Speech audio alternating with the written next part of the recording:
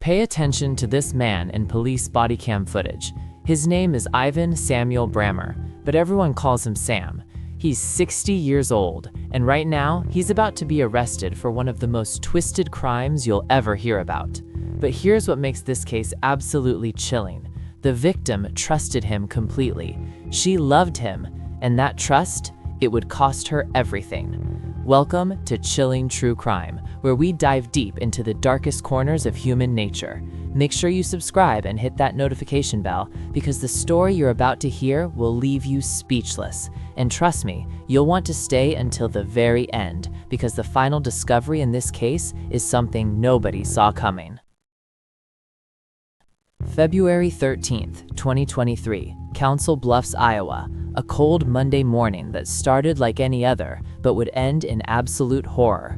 60-year-old Elene Gowan clocked out of her shift at Sugar's Diner at 8:30 a.m. She was a hard-working waitress known by everyone in town, reliable, responsible, the kind of person who always showed up, always answered her phone. She had just sent a text to her daughter, telling her she was heading to pick up some belongings from a friend's place. Nothing unusual, nothing alarming. But Ilene would never make it to work that afternoon. She would never answer another phone call, and within hours, her family would be frantically searching for answers, because by the time the sun set that day, Elene Gowan had completely vanished. Her daughter tried calling, no answer. Her boss at Sugar's Diner sent message after message, nothing. Then finally, one single text came through from Eileen's phone. "Leave me alone, I'm done." But here's the thing. Ilene never texted, she always called, and those words, they didn't sound like her at all. Something was terribly, terribly wrong. The next morning, Eileen's daughter filed a missing persons report. Police immediately started pulling surveillance footage from every camera in town, piecing together Eileen's final movements, and what they discovered would expose a web of lies, jealousy, and violence that nobody could have imagined. Two men would quickly become the focus of this investigation.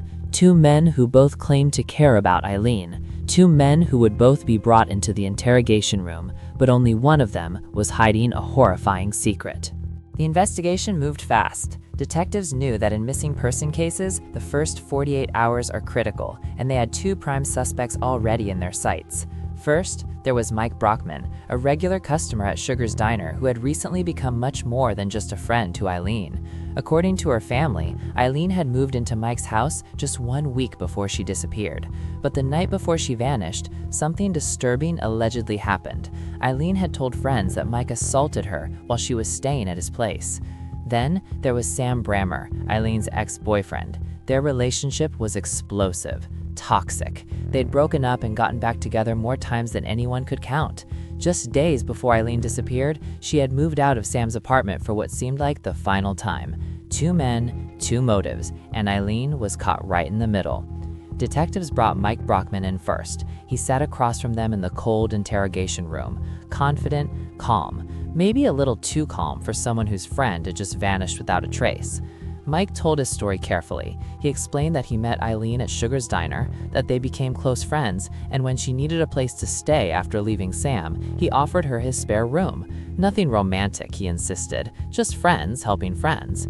But then Mike said something that made detectives lean forward in their chairs. He claimed that on Friday before Ilene disappeared, she called him crying. She told him she was getting back together with Sam.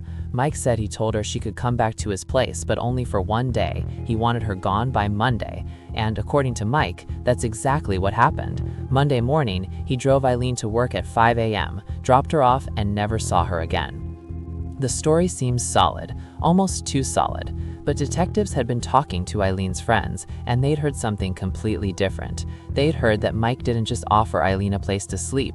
They'd heard that one night, Mike climbed into bed with her, spooned her from behind, and wouldn't let her leave. When detectives confronted Mike with these allegations, his entire demeanor shifted.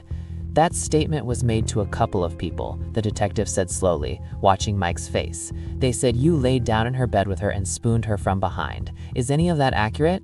Mike's answer was quick, too quick. "No, I would not do that." But his eyes told a different story. Still, without hard evidence, detectives couldn't hold him. Mike Brockman walked out of that interrogation room a free man. Now it was time to talk to the other man in Eileen's life, the one who would soon become their #1 suspect, Sam Brammer. When Sam Brammer walked into the interrogation room, detectives were ready. They'd been reviewing surveillance footage, talking to witnesses, and piecing together a timeline of Eileen's final day, and they were about to catch Sam in a lie that would change everything. Sam sat down, fidgeting with his hands. The detectives started the recording and began with a simple question. "Tell us about Monday morning. What happened when you picked up Ilene?" Sam's story came out smooth, rehearsed, like he'd practiced it in his head a dozen times. He said Ilene texted him that morning asking for a ride because her friend had supposedly run out of gas. So he drove to Sugar's Diner and picked her up.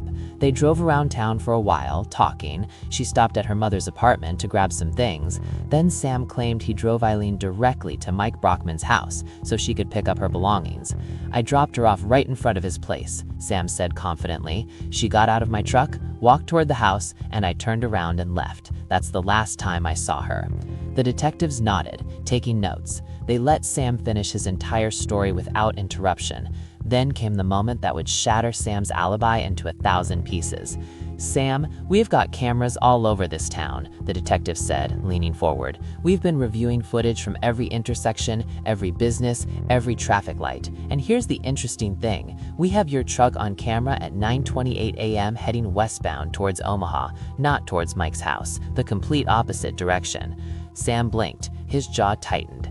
Then, 1 hour later, your truck comes back from Omaha, heading eastbound into Council Bluffs. So tell me, Sam, where did you really go? Because you definitely didn't go to Mike's house like you said. The room went silent. You could hear Sam's breathing getting heavier. I went straight home," Sam stammered. "I don't remember going to Omaha." "The camera doesn't lie, Sam. It's your truck, your license plate." Sam said nothing. He just stared at the table, his hands trembling slightly. But here's what made it even worse. Detectives had spent hours tracking Sam's movements that entire morning through surveillance cameras across the city, and what they found was chilling. From 9:45 a.m. to 10:30 a.m., Sam's truck was seen circling the same streets over and over again, driving in loops like he was looking for something, or hiding something. He even stopped at a Burger King drive-thru, but he never went anywhere near Mike Brockman's house. Then, for 2 full hours, from 10:30 a.m. to 1 p.m., Sam's truck completely disappeared. No cameras picked it up anywhere.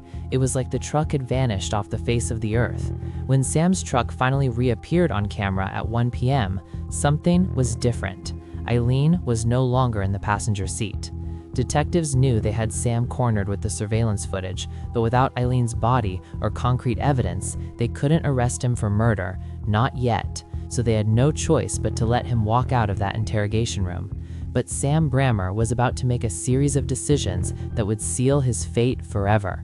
That same night, after being released from questioning, Sam got a visitor at his apartment door. It was Jack, Ilene's son, and Jack was furious. He pounded on Sam's door with both fists, demanding answers. When Sam finally opened it, Jack looked him dead in the eyes and asked the one question that had been burning in everyone's mind.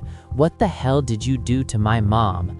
According to Jack, Sam's face went pale. He looked like he'd seen a ghost. Without saying a single word, Sam slammed the door shut. Hours later, Sam called his granddaughter Emily. He was drunk, emotional, and saying things that terrified her. He told Emily he wanted to go see Grandma, Emily's grandmother, who had been dead for years. Emily's blood ran cold. In her mind, Ilene was still alive, but the way Sam was talking, it was like he knew something nobody else did. Panicking, Emily immediately called 911. She told them her grandfather was talking about harming himself, that he was saying goodbye, that something was horribly wrong. Police found Sam at a local bar, stumbling drunk and barely able to stand. They pulled him aside, and what came out of his mouth next sent chills down their spines. "My girlfriend, we broke up. She moved in with this guy Mike, and he messed with her, so I went to his house, got her stuff, and took her to my son's place. But then the next morning, she went right back to him." The officer pressed him. "Sam, your granddaughter said you were talking about seeing Grandma tonight. What did you mean by that?" Sam paused. His eyes were empty, haunted. I just want to have a couple drinks, that's all. but the damage was already done. Sam's mental state was collapsing. He was placed in a psychiatric facility for 72 hours for observation. Meanwhile, detectives kept digging. They interviewed Ilene's daughter Nicole and Sam's son Justin, trying to piece together the toxic relationship between Sam and Ilene. Nicole painted a disturbing picture. They were good when they weren't drinking, but when things got bad, they got really bad. Sam has a very short temper. The smallest things would set him off. He'd kick her out over and over again, then take her back, then kick her out again. Justin defended his father, claiming it was Ilene who was violent, that she would grab Sam by the neck during arguments. But none of that explained why Sam had lied to police. None of that explained where Ilene disappeared to during those 2 missing hours. 2 days later, Sam was released from the psychiatric facility, and that's when things took an absolutely insane turn. Sam went to Walmart to buy more alcohol. As he was leaving the parking lot, an off-duty officer recognized his truck and approached him to ask a few follow-up questions about Ilene. Sam looked the officer dead in the eye, got into his truck, and slammed his foot on the gas pedal, nearly running the officer over in the process. What happened next was complete chaos. The off-duty police officer jumped into his patrol car and radioed for backup. Sam Brammer was now fleeing police at over 100 miles per hour, wading through traffic, blowing through red lights, putting innocent lives at risk. This wasn't just suspicious behavior anymore. This was the act of a desperate man with everything to hide. The high-speed chase tore through the quiet streets of Council Bluffs. Sam showed no signs of slowing down. He was running like his life depended on it. Finally, the police chief made the call to end the pursuit before someone got killed. Sam had escaped. For hours, police searched everywhere for him. Gas stations, friends' houses, back roads. They assumed he'd gone into hiding somewhere remote. But Sam did something nobody expected. He went straight back home to his apartment and acted like nothing had happened. It took a full day before officers thought to check his place, and when they did, there he was, sitting in his living room like he'd been there the whole time. The next morning, the weight of everything finally crushed him. Sam turned himself in. He was arrested for eluding police and reckless driving, booked into county jail, and then, unbelievably, bailed out the very next day by his granddaughter Emily. Once again, Sam Brammer walked free, and that's when he made his final, fatal mistakes. Sam went straight to the bank with a thick stack of cash, $11,200 to be exact, the exact amount that was in Ilene's safe the day she disappeared. He deposited it like it was his own money. Then, Sam drove his truck to a scrapyard. He didn't just want it junked, he wanted it completely destroyed, crushed into a cube, shredded into tiny pieces, and he stood there watching for over an hour to make sure every last trace of that truck was obliterated. The evidence was gone, or so he thought, because on February 26, 2023, just 13 days after Ilene disappeared, 2 people were driving down a remote road near a public shooting area when they saw something that made them slam on the brakes: a body, lying underneath a bridge. The 911 call came in frantic and shaking. "There's a dead body on the side of the road. It's a female, I'm sure of it." Police arrived within minutes. The body was so badly decomposed, it was nearly unrecognizable, but the clothes matched exactly what Elene Gowan had been wearing the day she vanished. It was her. Ilene was pronounced dead at the scene. Her body was taken for an autopsy, and what forensic pathologists found was absolutely chilling. Ilene had suffered 8 blunt force impacts to her head. Her front tooth was fractured, but shockingly, none of those injuries were severe enough to kill her. So what did? After weeks of investigation, forensic experts discovered faint zipper marks around Ilene's neck, evidence that she had been strangled to death, most likely with a jacket or a piece of clothing. Someone had beaten her, strangled her, and then dumped her body under that bridge like she was nothing. And detectives knew exactly who that someone was. On the morning of the arrest, police surrounded Sam Brammer's apartment one final time. They knocked on the door, and his granddaughter Emily answered, her face pale with dread. "Is your grandfather here?" "He's sleeping," she whispered. "He's got a warrant for his arrest." The body cam footage shows officers entering the apartment. They found Sam in bed, barely awake. "Ivan, step out here. Show us your hands." Sam stumbled out, confused, still half asleep. "What's going on?" "You've got a warrant for your arrest." "For what?" Sam's voice cracked. "Murder charges." The room went silent. Emily stood frozen in the doorway, tears streaming down her face as officers handcuffed her grandfather and led him away. Sam's lies had finally caught up with him. In court, prosecutors laid out the entire case, the surveillance footage proving Sam lied about where he took Ilene, the stolen money from her safe, the destroyed truck, the failed mental health crisis, the high-speed chase, and most damning of all, the forensic evidence showing Ilene had been strangled to death. The jury didn't take long to decide. On November 17, 2023, Ivan Samuel Brammer was found guilty of second-degree murder, abuse of a corpse, and theft. He was sentenced to 65 years in prison. At 60 years old, Sam Brammer will spend the rest of his life behind bars, right where he belongs. Elene Gowan was a mother, a daughter, a friend. She worked hard, loved deeply, and deserved so much better than the brutal end she received. Her family will never get her back, but at least they got justice. If this case shook you the way it shook me, please hit that like button and subscribe to Chilling True Crime for more deep dives into the darkest criminal cases. Drop a comment below and let me know your thoughts on this twisted story. And remember, sometimes the most dangerous person is the one you trust the most. Stay safe out there. I'll see you in the next one.